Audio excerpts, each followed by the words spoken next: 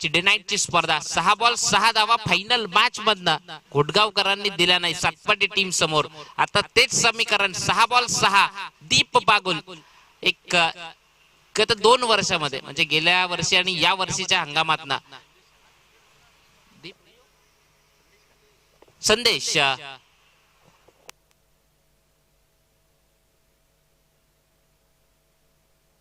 संदेश बागुल गोलंदाजी मार्क वरनं सज्ज होईल.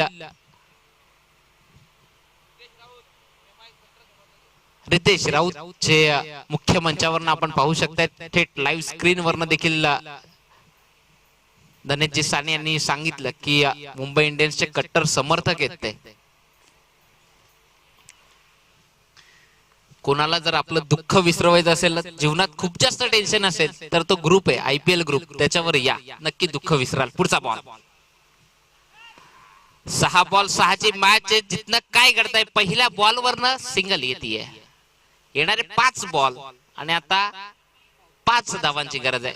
या स्पर्धेचा नियम आहे तुम्ही WCA अंतर्गत स्पर्धा खेळता कंपल्सरी चेसिंग ड्रेसिंग आणि चेसिंग ही कंपल्सरी राहील. 5 बॉल 5 धावांची गरज असताना समोर हेमंत आहे ज्यानं षटकार या अगोदर खेचलाय आणि मॅच मध्ये चांद फुकली आहे. तो हेमंत सध्या बॅटिंग मार्क वर आहे.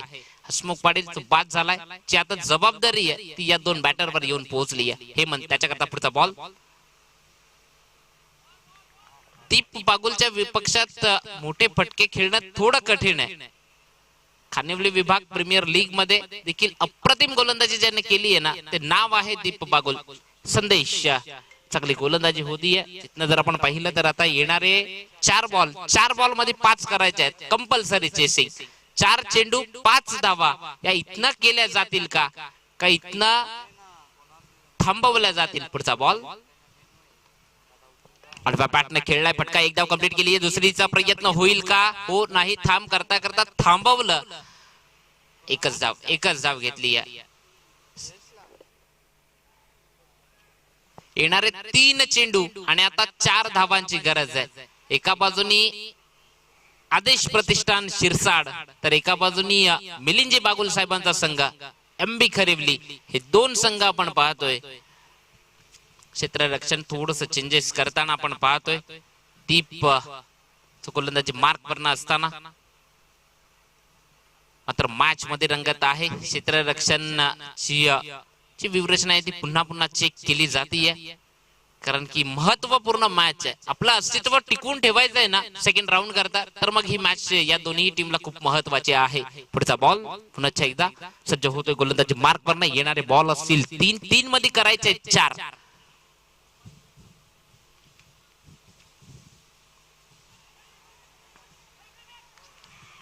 फलंदाज बाद परतावं लागेल हेमंतला. Back to dugout.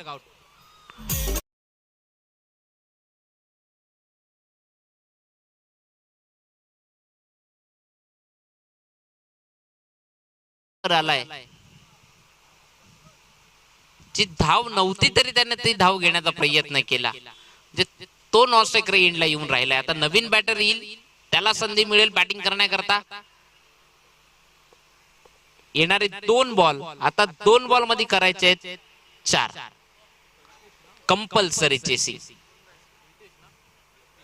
Compulsory chasing या स्पर्धेचा नियम 2 चेंडू 4 धावा.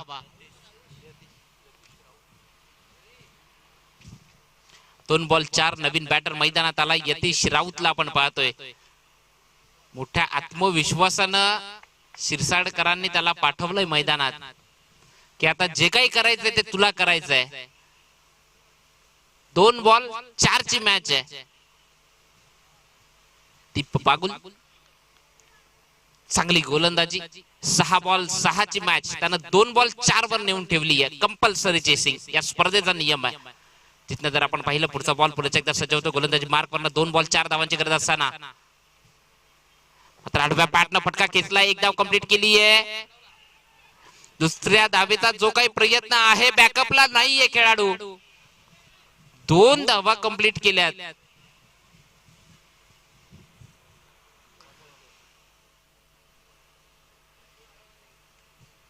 बॅकअपला जर एखादा खेळाडू असता लगेच तर कदाचित दुसरी धाव देखील थांबवता आली असती, रनआउट कदाचित झाला असता. जर महत्व नाहीये.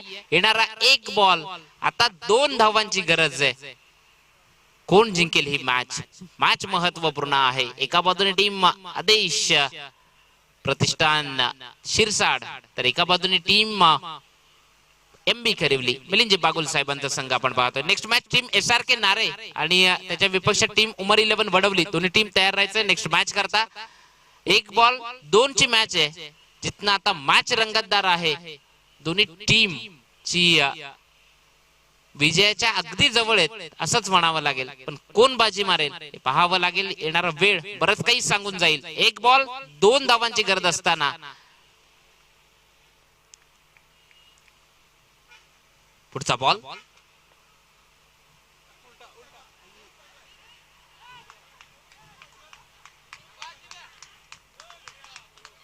मात्र विजयी संपादन केलाय. नो डाऊट 6 बॉल 6 धावा ज्यानं थांबवल्या ना तो ठरलाय